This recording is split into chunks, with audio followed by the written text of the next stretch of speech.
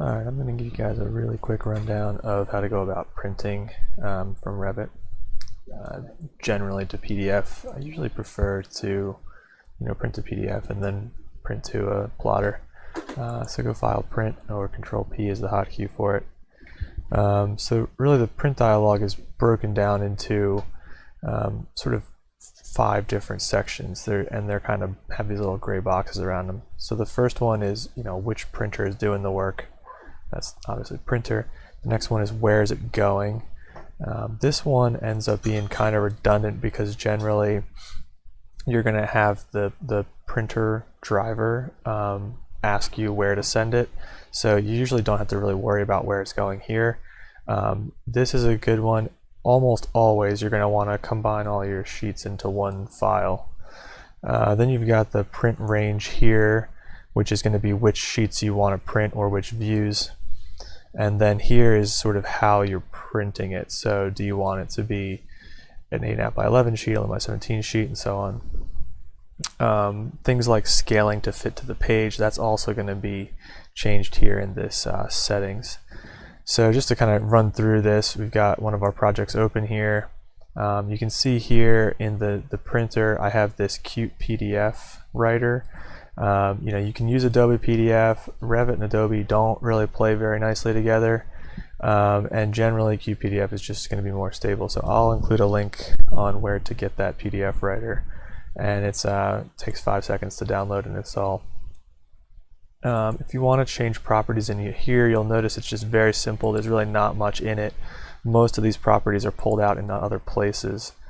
Like I said, you're going to want to combine multiple selected views and sheets into a single file. Almost always you're going to keep that checked. It's to the point where if you have this checked and you go to hit print and you have a bunch of sheets selected, it'll actually give you a warning and say, hey, are you sure you don't want to click this? So you can do current window. You can do visible portion of current window if you just want to do a quick grab of something and print it out and sketch on it or something. That's where that would happen. Generally you're going to be doing this selected views and sheets. So if we select this, we can take a look at the various different options in here. So it's stacking all the views and all the sheets in here. So we can uncheck views and then it'll only show me the sheets I have in the project. So I can go through and check all the sheets I want to print. I can do a save as and name it like a CD set. So you can see in here we have a bunch of different sets. We have the DD set with the date, the CD set with the date, a concept set at one point. It's probably better to do the date first since they kind of sort by date. But then you can easily just toggle in here and go to DD, and then if I uncheck views, you can see like the DD set only had some of these sheets, and we were adding more sheets and CDs as we went. So sometimes it's kind of a nice way of just seeing what sheets were included back when. So we're going to cancel out of here, and then the last, this options bar, I'm not really going to use this very often. I almost never use it. The last piece is this setup bar here, and so this is the print setup that you're kind of used to seeing inside the print dialog box in AutoCAD. So the printer is going to be this cute PDF writer. That's going to change as you change it here.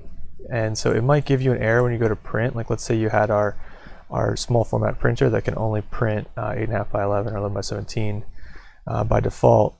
If you have this Arch E1 setup applied, it'll give you a little error and say, hey, you can't print this setup with this printer.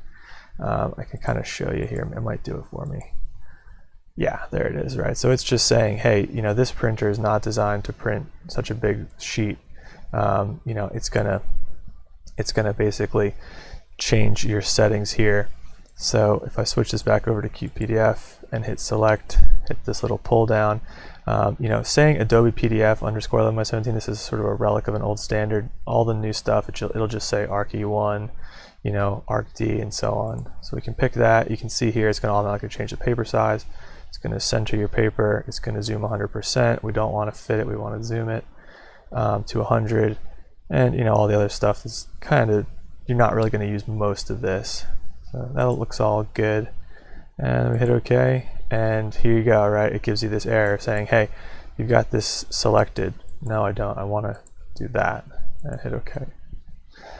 And then just so you know, if you're using Qt PDF, it's going to go through and print each of the sheets one by one to kind of pre-populate the document.